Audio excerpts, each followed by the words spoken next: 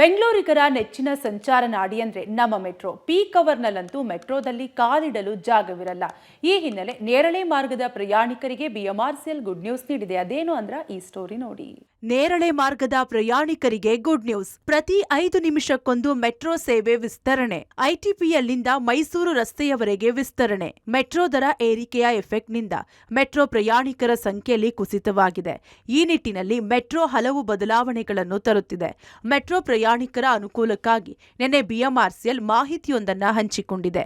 ನೇರಳೆ ಮಾರ್ಗದ ಐಟಿಪಿಯಲ್ಲಿಂದ ಮೈಸೂರು ರಸ್ತೆಯ ನಡುವೆ ಪ್ರತಿ 5 ನಿಮಿಷಕ್ಕೊಂದು ರೈಲು ಸೇವೆಯನ್ನು ಪೀಕ್ ಅವರ್ನಲ್ಲಿ ವಿಸ್ತರಿಸಲಿದ್ದೇವೆ ಎಂದು ತಿಳಿಸಿದೆ. ಮೈಸೂರು ರಸ್ತೆಯವರೆಗೆ ಪ್ರಯಾಣಿಕರ ದಟ್ಟಣೆ ಹೆಚ್ಚಾದ ಹಿನ್ನೆಲೆ ಬಿಎಂಆರ್ಸಿಎಲ್ ಮೆಟ್ರೋ ಸೇವೆಯನ್ನ ವಿಸ್ತರಿಸಿದೆ.